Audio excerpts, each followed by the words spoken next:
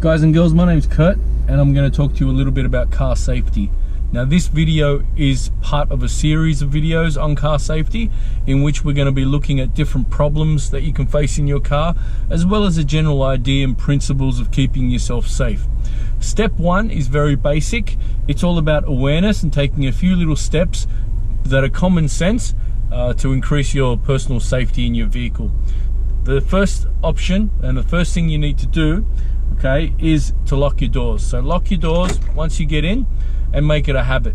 It's not an easy habit to form, but I promise you, if you just remember and do it every day, it will get easier and easier and then become a habit. So lock your doors. I know quite a few people who have been carjacked. I've got a friend who was driving around Westmead, which is in Sydney, and she stopped at a set of traffic lights and someone opened her door, took her purse with her valuables, jewelry and money, and ran away. Now she couldn't do anything about it. If she had locked her door, that probably would have been enough to stop the person from getting in, and she wouldn't have lost her stuff. That said, the person could have tried to force their way in, but still she would have had time to get away. In this situation, what had happened is someone literally opened the car door, took her stuff, and because the traffic was so heavy, she couldn't go after the guy. Not that you would anyway, and I wouldn't recommend that, but she literally was in shock and then had to drive away because the traffic was moving. So you can imagine how that would feel. Not very good.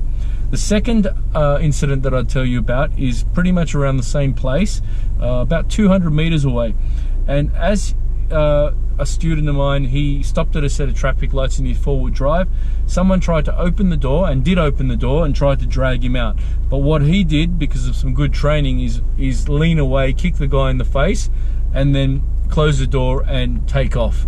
So I'm glad that worked for him, but I would have much preferred if he had just locked the door and taken that precautionary step as step one. So remember that basic common sense, just remember, apply, and that's really what counts at the end of the day. The second thing that you need to do is make sure that your windows, particularly if you're in some form of conflict, bring them up. All right, they act as a barrier. I've seen far too many people get punched in the face, hair pulls. I've seen people being dragged out of their vehicle from this space. So keep it up, okay, and keep it there as a barrier. Try not to stick your head out and say, hey man, what's up? Okay, if you can, de-escalate, get yourself away from the situation, and that's really important. Now, the other thing we need to do is ensure that we keep a good space from cars.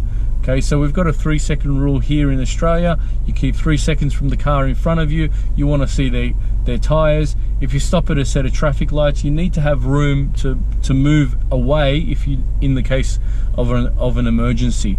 You don't want to be so close that you can't move your car.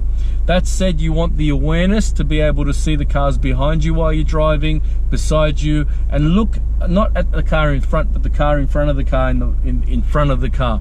Get a really good awareness and see what's around you, and that way you're not reacting, you're in cause. You can take steps way ahead of time.